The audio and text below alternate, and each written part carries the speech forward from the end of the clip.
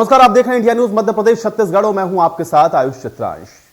तेजी से बढ़ते कोरोना अब नेताओं को, नामचीन हस्तियों को भी अपनी चपेट में लेने लगा है, क्योंकि मध्य प्रदेश में पिछले कुछ दिनों में कई नेता संक्रमित हो चुके हैं। इसमें पूर्व प्रोटेम स्पीकर और भारतीय जनता पार्टी के विधायक रामेश्वर शर्मा भी कोरोना संक्रमित हो गए हैं। कांग्रेस नेता और पूर्व मंत्री पीसी शर्मा भी कोरोना की चपेट में आ गए हैं। उन्होंने कुछ दिन पहले ही जिलाध्यक्ष कैलाश मिश्रा के साथ ग्रुप फोटो भी खिंचवाई थी। अब इस लिस्ट में कई और नेताओं के नाम भी शामिल हैं। इसमें परिवहन मंत्री गोविंद सिंह राजपूत, कैबिनेट मंत्री महेंद्र सिंह सिसोदिया समेत कई जिला स्तर के नेता इसमें शामिल हैं।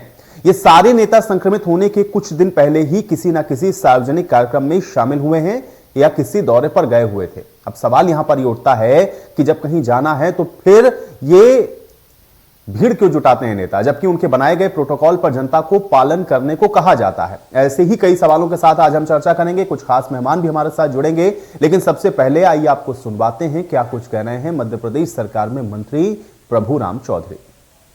कोरोना संक्रमण की दर बढ़ रही है, पॉजिटिविटी रेट भी बढ़ रहा है।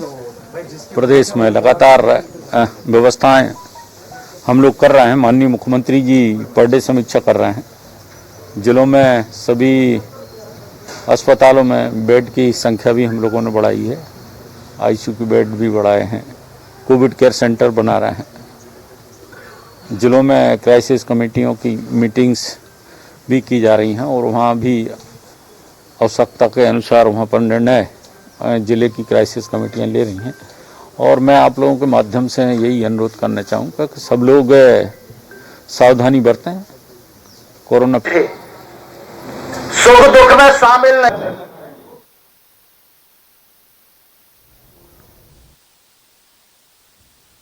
तो कोरोना महामारी आप देख रहे हैं लगातार बहुत तेजी के साथ फैलती हुई नजर आ रही है, लेकिन महत्वपूर्ण सवाल इसके साथ जुड़ा हुआ यह है कि एक तरफ तो ये जो नेता हैं ये आखिर इस तरह से रैलियां या फिर ये भीड़ या पब्लिक गैदरिंग्स क्यों कर रहे हैं, जबकि पब्लिक को ये कहा जाता है कि आप लोग सोशल डिस्टेंसिंग की पालना करें, सामाजिक दूरी का पालन करें, मास्क लगाएं, यानी कि नियम कानून जो है वो सभी के लिए बराबर होने चाहिए। और अब अगर माननीय भी इसकी चपेट में आ रहे हो तो इसी से आप अंदाजा लगा सकते हैं कि कितना पालन खुद इनके द्वारा किया जा रहा है, जो कि लोगों से नियम पालना की अपील करते हैं। अब सवाल यह है कि अगर इस तरह से लगातार ये संक्रमण की रफ्तार बढ़ती रही और फैलता रहा तो फिर कैसे इसको रोक पाएंगे, क्योंकि आरोप प्रत्यारोप खूब होते हैं। सभी पार्टियां एक दूसरे के ऊपर आरोप प्रत्यारोप लगाते हैं कि मैनेजमेंट कोरोना का अच्छा नहीं रहा, लेकिन जब भीड़ एकत्रित की जाएगी तो उस वक्त जिम्मेदारी सभी पॉलिटिकल पार्टी की हो जाती है कि आखिर इस समय इस तरीके के आयोजनों से आखिर क्यों नहीं बचना चाहिए, और अगर बचा जा सकता है तो फिर क्यों पब्लिक की जान को खतरे में डाला जा रहा है। और सवाल उन नेताओं के लिए भी है जो लोगों से अपील करते हैं कि लोग कोविड प्रोटोकॉल का पालन करें, कोविड एप्रोप्रिएट बिहेवियर का पालन करें, लेकिन जब खुद वो ऐसा ना कर रहे हो तो सवाल बहुत महत्वपूर्ण ये है कि आखिर पब्लिक कैसे उस नियम कानून का पालन करेगी। और अगर ऐसी स्थितियां रहीं तो आप देख रहे हैं कि आंकड़े जिस तेजी के साथ बढ़ रहे हैं उसमें और ज्यादा इजाफा आपको देखने को मिलेगा। आज भी लगभग 2 लाख के आसपास जो केसेस हैं वो रिपोर्ट किए गए हैं और ये आंकड़ा बहुत तेजी के साथ बढ़ रहा है, यानी कि हर दिन आप देखते हैं कि इसमें 20 से 30% का इजाफा मरीजों में हो जा रहा है और स्थितियां खराब हो सकती हैं अगर इसी तरह की लापरवाही चलती रही। तो लगातार लापरवाही की ही ये तस्वीरें हैं, लगातार लापरवाही ही ये वजह है इसके पीछे की जो केसेस हैं इस तरह से बढ़े हैं। और ये जो भीड़ इकट्ठी होती है इन तमाम आयोजनों के नाम पर, सभी पॉलिटिकल पार्टियां उसके लिए जिम्मेदार हैं, जो कि ऐसी आयोजन से कम इस वक्त में जरूर बचना चाहिए जिस वक्त कोरोना संक्रमण इतनी रफ्तार के साथ, इतनी तेजी के साथ फैल रहा हो। मध्य प्रदेश के अंदर आप देख रहे हैं कि लगातार हर दिन कोरोना के जो आंकड़े हैं बहुत तेजी के साथ बढ़ते हुए आपको नजर आएंगे। और अब तो मंत्री या उनके साथ में जो लोग मौजूद हैं उनके संक्रमित होने का भी जो सिलसिला है वो शुरू हो चुका है। और अगर मंत्री तक आप देखें कि ये संक्रमण पहुंच रहा है तो वहां पर जो हजारों लोगों की भीड़ एकत्रित हुई है उसमें कितने लोग संक्रमित होंगे इसका भी अंदाजा आप लगा सकते हैं, क्योंकि यहाँ सोशल डिस्टेंसिंग तो आप भूल ही जाइए। ज़्यादातर लोग आपको इसमें ऐसे भी दिख जाएंगे जो कि यहाँ पर मास्क लगाना तक भी ज़रूरी नहीं समझते हैं। तो रैली ज़रूरी है, आयोजन ज़रूरी है, या फिर लोगों की सेहत तो जान जरूरी है। ये प्रायोरिटीज़ भी सेट करनी होंगी इन पॉलिटिकल पार्टीज़ को। और जब तक ये नहीं होगा तब तक आप अपील भी जो कर रहे हैं उसका असर उस तरह से नहीं होगा जैसा आप सोचते हैं या जिसकी आप उम्मीद करते हैं पब्लिक से। और इसलिए भी आप देखते हैं कि पब्लिक भी लापरवाह नज़र आती है, क्योंकि सीधा सवाल पब्लिक का भी ये होता है कि जब नेता रैली कर सकते हैं, लोगों को इकट्ठा कर सकते हैं, बुला सकते हैं, और वहां पर कोरोना नहीं हो सकता है, तो फिर हमें इसके लिए पाबंद क्यों किया जा रहा है? और इसलिए दोनों ही तरफ से जिम्मेदारी और जवाबदेही बनती हैं। लोगों को अगर अवेयर करना है, लोगों को अगर समझाना है, कोविड अप्रोप्रिएट बिहेवियर का पालन करवाना है, तो खुद से उसकी शुरुआत होनी बहुत ज़रूरी है। और इसलिए तत्काल ऐसे जो तमाम रैलीज और आयोजन हैं उन पर रोक होनी चाहिए, लेकिन ऐसा होता हुआ फिलहाल नजर नहीं आ रहा है। और आज इन्हीं तमाम सवालों के साथ आज की चर्चा की शुरुआत करते हैं। कुछ मेहमान मेरे साथ जुड़ गए हैं, पहले उनका परिचय आपके साथ करवा देते हैं। अंशुल मिश्रा जी हमारे साथ जुड़ रहे हैं, प्रवक्ता हैं कांग्रेस पार्टी के। अंशुल जी, बहुत स्वागत है आपका इस चर्चा में। राजपाल सिसोदिया जी हमारे साथ जुड़ रहे हैं, प्रवक्ता है भारतीय जनता पार्टी के। राजपाल सिसोदिया जी, आपका भी स्वागत है। नेहा भगत जी हमारे साथ जुड़ी हुई हैं, सामाजिक कार्यकर्ता हैं। नेहा भगत जी, आपका भी स्वागत। और डॉक्टर अनिमेश चौधरी जी हमारे साथ जुड़े हुए, फिजिशियन हैं। डॉक्टर अनिमेश चौधरी जी, आपका भी स्वागत है। राजपाल जी, सबसे पहले चर्चा की शुरुआत में आपसे ही करना चाहूंगा। एक तरफ तो हम लोग देख रहे हैं कि लगातार कवायद हो रही है, मुख्यमंत्री खुद रोजाना कोरोना की समीक्षा करते हैं और तमाम तरह के जो स्टेटमेंट्स हैं वो दिए जाते हैं, निर्देशित भी किया जाता है। लेकिन माननीयों तक ही अगर ये कोरोना संक्रमण फैल रहा हो और फिर उसके बाद आयोजन हो रहे हो, उसमें लोगों की भीड़ एकत्रित हो रही हो, तो सवाल यह है कि फिर जनता को आप मैसेज क्या देंगे? आपका पहला रिएक्शन मैं इस पर चाहूंगा। काम हमारी सरकार कर रही है। हम लगातार प्रतिबंध लगाकर कोरोना की रफ्तार थमे और लोगों के जीवन भी चलता रही है, हमारी प्राथमिकता में शामिल करने का काम कर रहे हैं। लोगों का जीवन चलता रहे और महामारी से उनकी जो है सुरक्षा हो सके, इन दोनों प्राथमिकताओं को ध्यान में रखकर ही मध्य का कोई मार्ग निकालने का काम सरकार कर रही है। विगत दिनों जो तय कार्यक्रम थे सरकार के स्तर के भी और अन्य भी हमने स्थगित करने का काम किया, चाहे सूर्य नमस्कार के कार्यक्रम हो, चाहे तमाम और भी कार्यक्रम हो।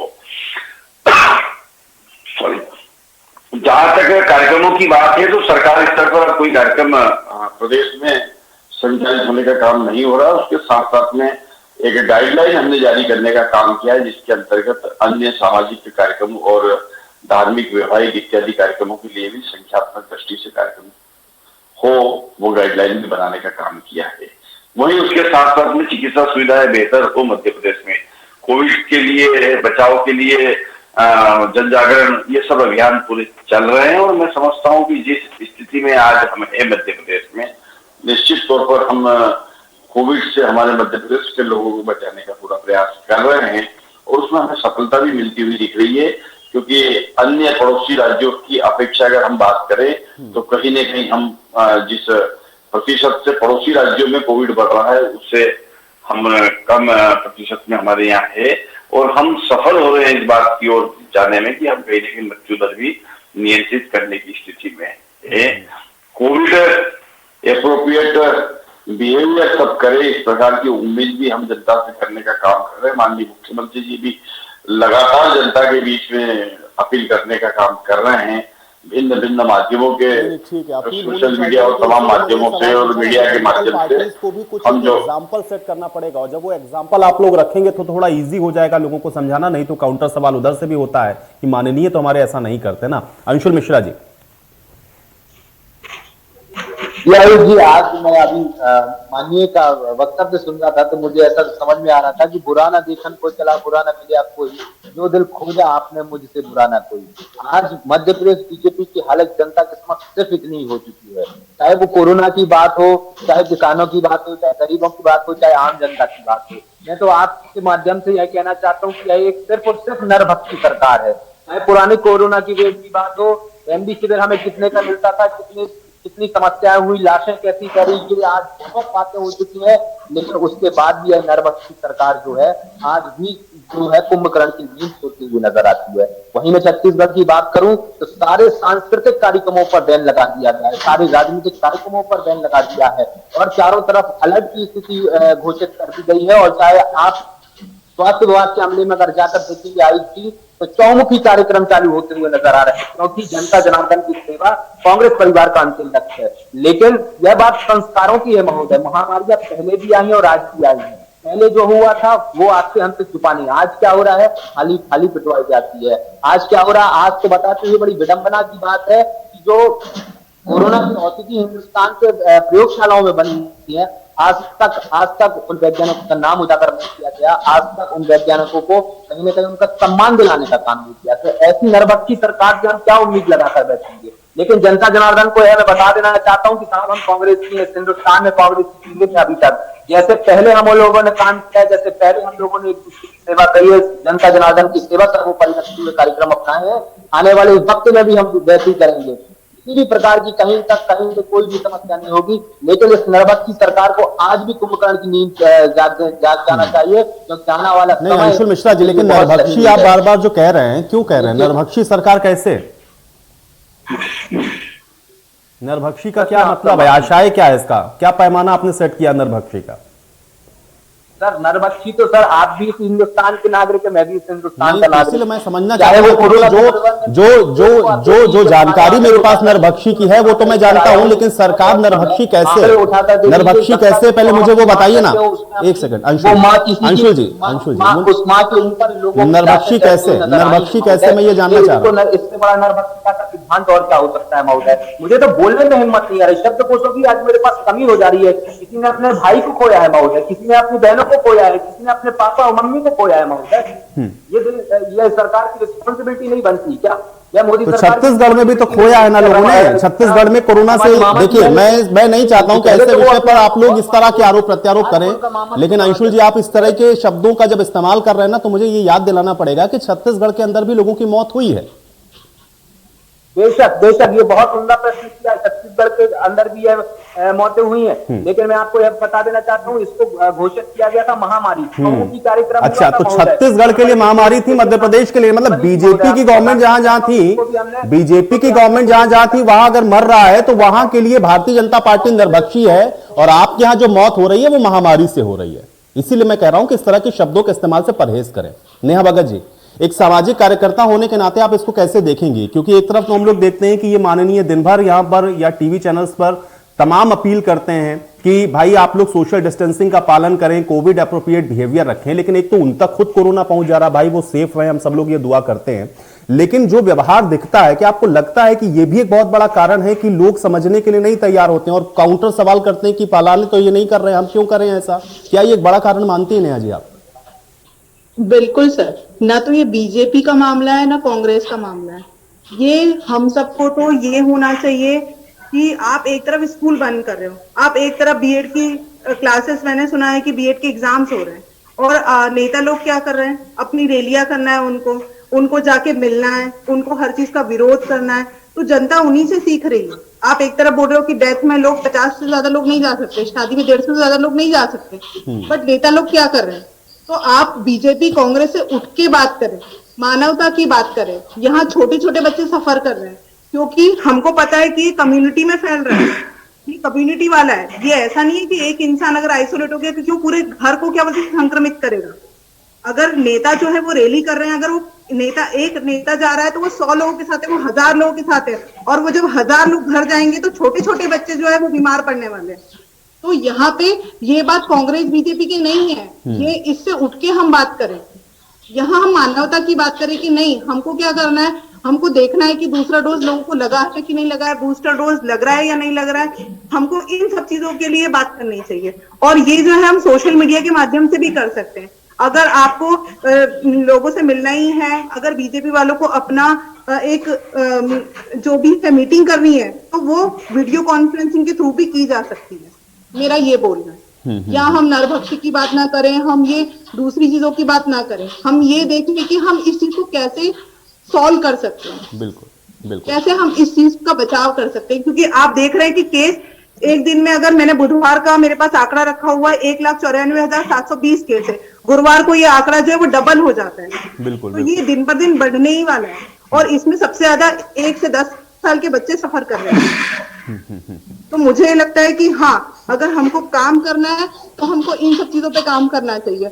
और मैं एक और अपील करना चाहूंगी एमपी छत्तीसगढ़ के माध्यम से कि हमको मास्क जो है वो निःशुल्क वितरित करना चाहिए, जी। क्योंकि गरीब तबके के पास नहीं है, मास्क नहीं है। और आज की जो ये इतना सारा फैल रहा है, ओमिक्रॉन फैल रहा है, तो उसका कहीं ना कहीं एक रीजन है कि जो निम्न वर्ग है उनके पास क्या बोलते हैं मास्क नहीं है, क्योंकि क्योंकि वो उस मास्क को नहीं खरीद सकते। नहीं, नेहा जी आपने बड़ी अच्छी तो बात अगर उठाई है। हमने हालांकि कुछ जगहों पर मैंने देखा है कि वहां पर जो लोकल अथॉरिटीज हैं उन लोगों ने ये इनिशिएटिव लिया है कि फ्री में मास्क का वितरण कर रहे हैं, लेकिन मुझे लग रहा है कि गवर्नमेंट के लेवल पर भी अगर ये हो जाए तो थोड़ा ईजी होगा इसको और कंट्रोल कर पाना। लोग बहाने बहुत बनाते हैं। डॉक्टर अनिमेष जी आपसे मैं समझना चाहूंगा, ये जो डाटा हम लोग देख रहे हैं ना इतनी तेजी के साथ कि एक दिन 1.5 लाख होता है, अगले दिन 2 लाख पहुंच जाते हैं, हम लोग रोज 50,000 60,000 उसमें एड ऑन होते हुए देख रहे हैं, इसको कितना आप खतरनाक मानते हैं? और दूसरा यह है कि अभी लोगों से आप क्या अपील कर सकते हैं? लोग खासतौर से वो जो सब जानते हैं लेकिन उसके बाद भी अभी भी इसको एक्सेप्ट करने के लिए तैयार नहीं है। ओमिक्रॉन सबसे तेजी से जो है वेरिएंट ऑफ कंसर्न घोषित किया गया था आयुष जी। कारण ये था कि ये बहुत ही तेजी से फैल रहा था। इससे पहले कितने भी वेरिएंट ऑफ कंसर्न आए थे उन सबको कम से कम 6 महीने से 1 साल लगा था variant of concern, variant of interest से वेरिएंट ऑफ कंसर्न बनने में। तो ये तो था पहले से कि जब भी थर्ड वेव आएगी बहुत तेजी से आ जाएगी, हम रोक नहीं पाएंगे अगर वो ओमिक्रॉन की आती है तो। दिक्कत ये हो रही है कि जैसे कि लोग अभी लोगों को क्या लग रहा है कि बहुत सिंपल सर्दी खांसी जैसा ही है, कुछ खास नहीं हो पा रहा है। हमारे कुछ माननीय बोल रहे हैं कि हमने डेथ रेट कंट्रोल की है। आपने डेथ रेट कंट्रोल नहीं की है। ओमिक्रॉन के कारण अभी डेथ नहीं हो रही है, इसलिए केसेस तो बहुत ज्यादा है। अचानक से उसमें छोटा सा वेरिएंट, छोटा सा भी अगर कोई वेरिएशन आता है, म्यूटेशन आता है और लोग मरना स्टार्ट कर देते हैं, आप कुछ नहीं कर पाएंगे, ना छत्तीसगढ़ में ना मध्य प्रदेश में। प्लीज इस चीज को समझिए आप लोग। आप दोनों से मेरा निवेदन है, आप लोग जिस हिसाब से लड़ रहे हैं, आप लोग अभी भी समझ नहीं पा रहे कि आप किस चीज से जूझ रहे हैं। आप पहली वेव और सेकंड वेव दोनों में देख चुके हैं, आप नहीं जूझ पाए थे, कोई भी नहीं जूझ पाया था। और सिर्फ मृत्यु दर इसलिए कम है क्योंकि इस वेरिएंट में मृत्यु नहीं हो पा रही है, अभी ज्यादा मृत्यु नहीं हो पा रही है। पर मैंने पहले भी कहा, अभी भी कह रहा हूं कि अगर 1000 में एक मृत्यु भी होती है तो 1 करोड़ में आप 1 लाख के आसपास मृत्यु पहुंच जाएगी अगर जैसे केस बढ़ते गए। और ऐसा अनुमान है कि शायद फरवरी के शुरू तक आप पूरी इंडिया के लगभग हर पॉपुलेशन इसमें इन्फेक्ट हो जाएगी। 100 करोड़ लोग इन्फेक्ट होंगे तो लेस देन 1% डेथ भी जो होगी वो 1 लाख से ऊपर हो जाएगी। तो आप उसमें कुछ कर नहीं पाएंगे।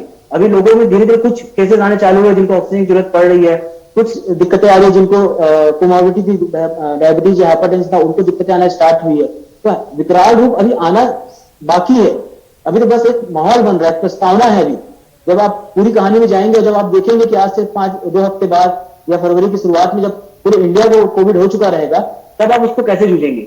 तब आप इस बहस से नहीं जूझ पाएंगे, क्योंकि आपको पता होना चाहिए कि आपके लीडर्स दिक्कत कर रहे हैं। प्रधानमंत्री को रैली नहीं करनी चाहिए थी जब चर्चा हुई पंजाब के समय, उनको रैली करनी नहीं चाहिए, वो हमारे देश के प्रमुख हैं। पर हमारे छत्तीसगढ़ में भी मैं आपको बता देता हूं अंशुल जी कि छत्तीसगढ़ में भी 5 दिन पहले पंचायत चुनाव हुए थे, लगातार भीड़ मौजूद थी। अभी हमारे पंचायत चुनाव में जब नेता शपथ ग्रहण कर रहे हैं, पिछले कल की बात बता रहा हूँ, तब भी लोग बिना मास्क के ही ग्रहण कर रहे हैं। तो जो आप बोल रहे हैं निंदक ने, जो भी आपने बोला कि बुरा जो देखने न चला, सब पहले अपने आप को देखिए। हमको पहले अपने घर को ठीक करना है। आग घर में लगी हुई है, किस कमरे में से आग चालू हुई वो इंपॉर्टेंट नहीं है, पूरे घर में आग लगी हुई है और हर कमरा चपेट में आएगा। आपको उस आग को बुझाना है, सबको मिल के बुझाना है। तो कल के दिन मध्य प्रदेश से छत्तीसगढ़ हर कमरा चपेट में आएगा, विश्वास मानिए। ये बहुत अच्छी बात डॉक्टर अनिमेष जी आपने कही। इसी को थोड़ा सा और आगे मैं बढ़ाता हूं। राजपाल सिसोदिया जी, एक डॉक्टर होने के बावजूद भी अनिमेष जी जो बात कर रहे हैं, मुझे लग रहा है हम लोगों को फोकस केवल उसी बात पर होना चाहिए। इनके ऊपर आरोप लगाने से या फला चीज की कमी बता देने से तो हल नहीं निकलेगा। आप लोगों को कुछ एग्जाम्पल सेट करने पड़ेंगे। जो डॉक्टर साहब कह रहे हैं यहां पर बैठ करके कि ये केसेस जिस प्रोपोर्शन में बढ़ेंगे ना, फिर डेथ रेशियो हमको उसी प्रोपोर्शन में देखने को मिलेगा। इसलिए जरूरी है कि सख्ती बढ़ती जाए और कुछ एग्जाम्पल आप लोग भी अपनी तरफ से प्रस्तुत करें। वो दिख नहीं रहा है राजपाल जी। नहीं, वही तो मैं निवेदन कर रहा था। मैंने अपनी बात की शुरुआत में यही रखी थी कि ये महामारी है, ये विश्वव्यापी है। इसको प्रदेश स्तर पर बांटना या ये कहना कि बीजेपी में नरभक्षी, जहां सरकार है वहां नरभक्षी सरकार हो गई और कांग्रेस की जहाँ वो बहुत अच्छी हो गई, ऐसा कुछ नहीं है। इसके अंदर सामूहिक रूप से प्रयास करना पड़ेगा, क्योंकि मानव जाति संकट में है, मानव संकट में है। और जो मानव संकट में है तो सभी को मिलजुल के इस समस्या से समाधान करना पड़ेगा। हमारे देश में संघीय व्यवस्था है, केंद्र की सरकार है, केंद्र की सरकार के साथ साथ में राज्यों की सरकार है, परस्पर इनके कोऑर्डिनेशन है। उन सबको ध्यान में रखकर समग्र मानव समाज को किस प्रकार से इस महामारी से बाहर लाया जाए, इस ओर सामूहिक प्रयास करना पड़ेगा। और सिर्फ सरकारों को नहीं करना पड़ेगा। मुझे अच्छा लगा डॉक्टर साहब भी बोल रहे थे, तो ऐसे युवा डॉक्टरों की भी जरूरत है। ऐसे अभी हमारी बहन नेहा जी बात कर रही थी, वो समाज सेविका नहीं है, वो उनकी बात से भी ऐसे सभी लोगों को आगे आना पड़ेगा। सबको मिलजुल के इस महामारी से मानव समाज को बाहर निकालना पड़ेगा। निश्चित तौर पर सरकार भी अपने राजपाल जी एक छोटा सा उन्होंने जो अपना सुझाव दिया, सर्वस्व मुझे लगता है कि प्रवक्ता होने के नाते इस बात को थोड़ा ऊपर तक पहुंचाएं, मास्क कम से कम फ्री में वितरित करना शुरू कर दें, ताकि जो लोग बहाने बनाते हैं ना कि मास्क नहीं है हमारे पास, 1 रुपए का मास्क भी नहीं खरीदना चाहते हैं, वो थोड़ा सा आप लोग करेंगे और अच्छा हो जाएगा। भाई इनका सुझाव बहुत अच्छा था, आपने बोला, धन्यवाद। आप नहीं बोलते तो भी हम इस बात को कहीं न कहीं पहुंचाने का काम करते हैं। जैसे हम संगठन स्तर पर इस प्रकार के जो है वितरण के लिए ये जो है नीचे तक हमने योजनाएं बना रखी है। पहले भी हमने भारतीय जनता पार्टी के माध्यम से जब सेकंड लहर चल रही थी उस समय भी हमने सेवा ही संगठन पर्व बना के सेवा ही संगठन ऐसा किया कि संगठन के माध्यम से सेवा के कई सारे प्रकल्प हमने प्रारंभ करवाने का काम किया था, जिसमें कावड़ा वितरण करिएगा और करिए इसको दोबारा से करिए। अंशुल जी अंशुल ये महामारी है और इसको इससे राजनीति अवश्य ही नहीं होना चाहिए। कांग्रेस का नागरिक होने के नाते मैं कहना चाहता हूं, बताते हुए बड़ी छाती चौड़ी हो रही है सर। जब हमें टारगेट दिया था कि हमने 1 करोड़ 60 लाख बच्चों के लिए टीका लगाना है, तो मैं इस चैनल के माध्यम से आपको आश्वस्त देना चाहता हूं कि हमने 60% आज तक पिछले 7 दिन में बच्चों को टीकाकरण कर दिया। ये छत्तीसगढ़ सरकार का ये कार्यक्रम है जो हमारे हाथ में हो सकता है। और दीदी ने भी बहुत अच्छी बात कही और डॉक्टर साहब ने भी बहुत अच्छी बात कही कि मास्क लगाना चाहिए, गरीब तबके के पास यह मास्क नहीं है, फ्री में वितरण करना चाहिए। तो यूथ कांग्रेस पहले दिन से लेकर आज तक फ्री में मास्क वितरित कर रहा है। और दीदी मैं आपको बता देना चाहता हूँ, आयुष जी मैं आपको बता देना चाहता हूँ, मैं सरकार को नरभक्षी इसलिए कह रहा था क्योंकि आज भी इस मास्क पर 18% GST ली जाती है, आज भी सैनिटाइजर पे 18% GST ली जाती है। ठीक है, उसको फ्री में बांटा जा सकता है ना, ठीक है, ये नरभक्षी है, लेकिन आप नरभक्षी ना बने ना, आप फ्री में बांट दे। कांग्रेस पार्टी की तरफ से आप फ्री में मास्क बांटे पूरे देश के अंदर। मेरा कहने का मतलब सिर्फ इतना कि आरोप प्रत्यारोप ना करें, कम से कम इसको तो छोड़ दें। पॉलिटिक्स में बहुत इशू है आपके पास आरोप प्रत्यारोप करने के लिए। बहुत शुक्रिया आप लोगों का समय निकालने के लिए, चर्चा का हिस्सा बनने के लिए। तो ITV नेटवर्क भी लगातार आपसे अपील कर रहा है, मास्क लगाएं, सोशल डिस्टेंसिंग का पालन करें, आप सुरक्षित रहें, अपने परिवार को भी सुरक्षित रखें। इस खास पेशकश में मेरे साथ फिलहाल इतना ही।